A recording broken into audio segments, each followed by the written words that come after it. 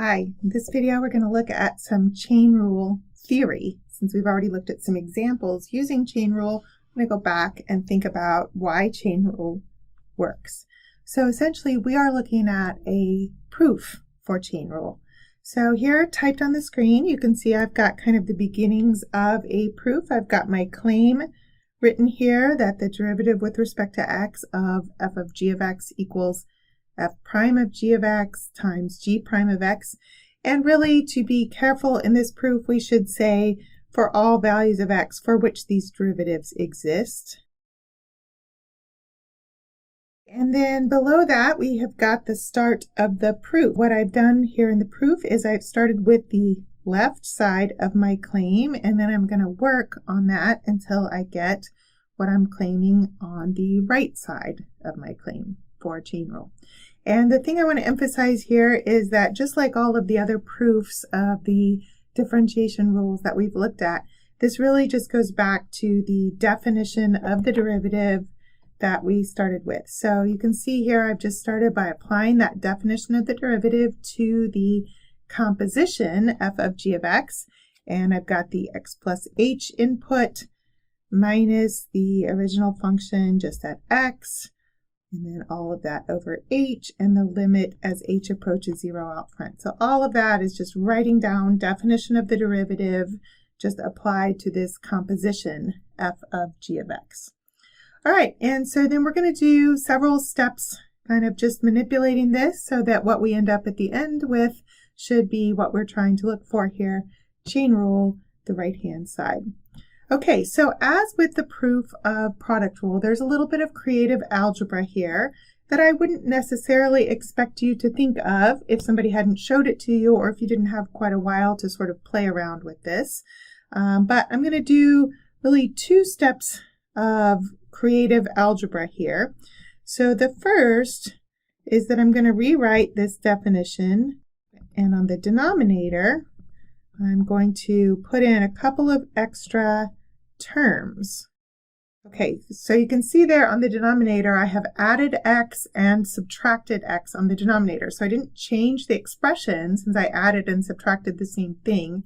So why I did that on the denominator was to really emphasize that what we're looking at here when we look at this definition of the derivative is change in output, so f of g, and then the input is x plus h in one of those and x in the other one.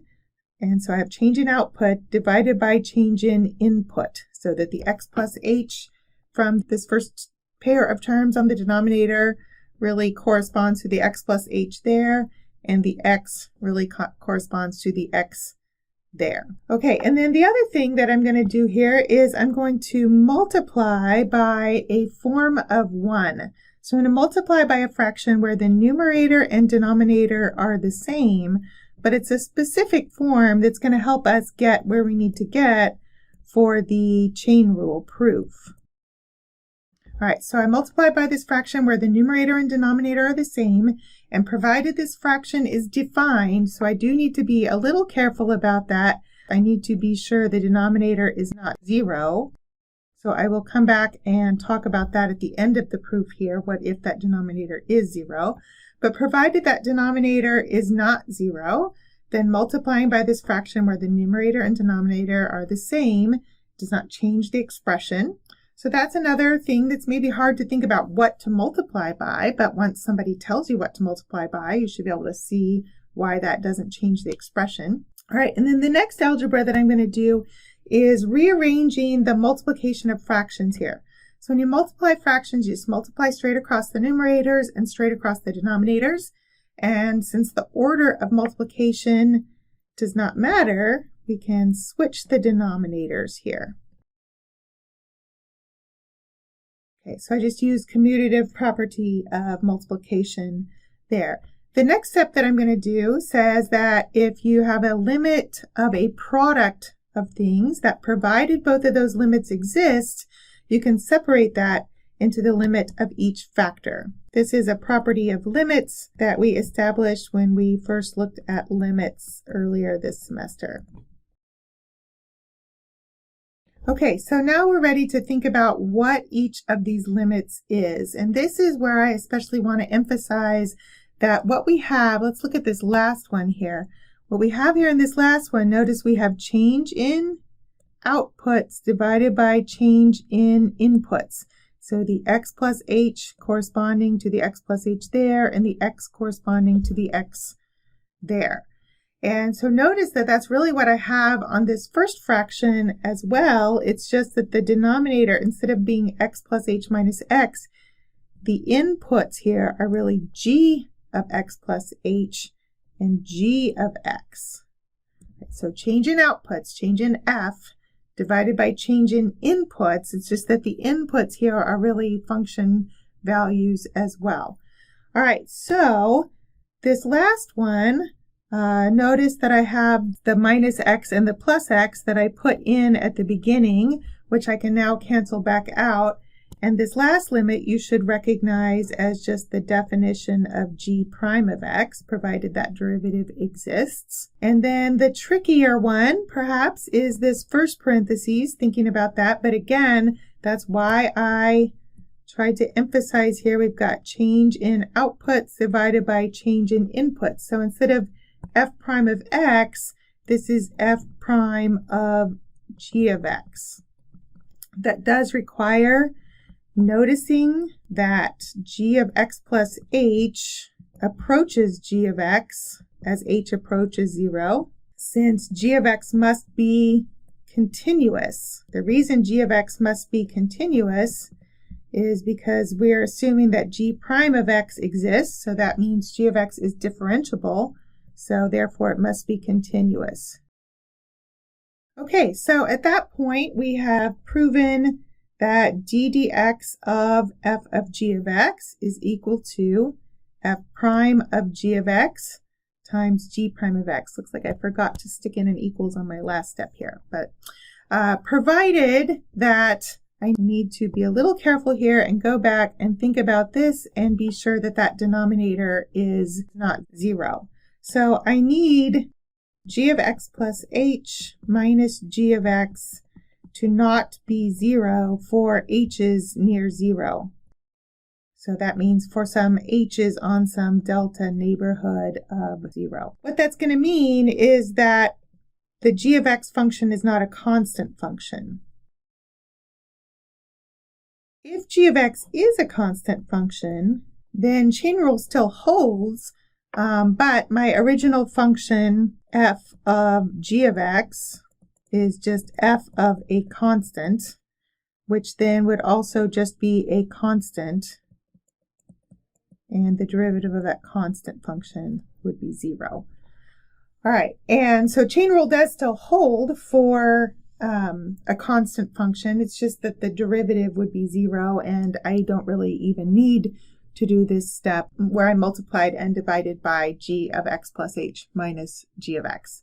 All right, so we have now proven chain rule. I would not expect you to do the proof of chain rule necessarily, unless I gave you a bunch of hints about steps or maybe asked you to fill in some things. But I do want you to understand that the proof of chain rule, just like the proof of all the other differentiation rules, follows just directly from that definition of the derivative, that all of those shortcut rules really just follow from the definition of the derivative. All right, one other thing I want to talk about in this video is Leibniz notation. So we've used this notation before. I don't know that I've mentioned that it's called Leibniz notation, but Leibniz notation is the d dx notation for differentiation, named after Leibniz, who was one of the inventors or discoverers of calculus, and this is the notation he preferred to use for derivatives.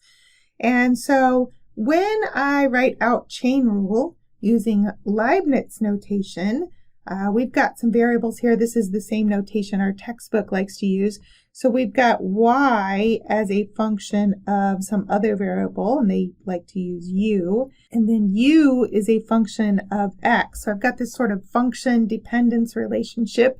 And then we can think about the derivatives of the related functions here. So derivative of y with respect to u and derivative of u with respect to x.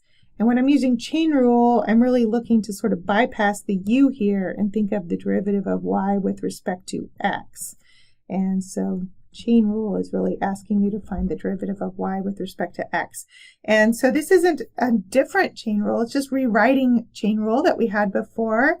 The derivative of the outer function, leave the inside alone, times the derivative of the inner function, but using Leibniz notation. And when you write it this way, notice that the du's appear to look like they cancel. They don't actually cancel because this is not an ordinary fraction. This is not dy divided by du. This is d du of y.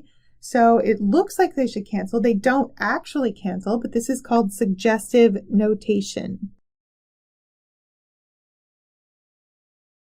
And the idea with suggestive notation is that it is a way to sort of lead you to getting the derivatives set up correctly so that you've got your chain rule correctly. We'll use this sort of notation when we do some sort of application problems where maybe we don't have variables x and y, but maybe our variables represent other things like area and radius and time and things like that. And so Leibniz notation can be useful when you think about derivatives like that, where we've got other variables relating to each other, and we'll find some derivatives like this. So anyway, just wanted to introduce that notation. Our textbook actually uses this notation in their proof of chain rule and some different sort of alternate statements of definition of the derivative.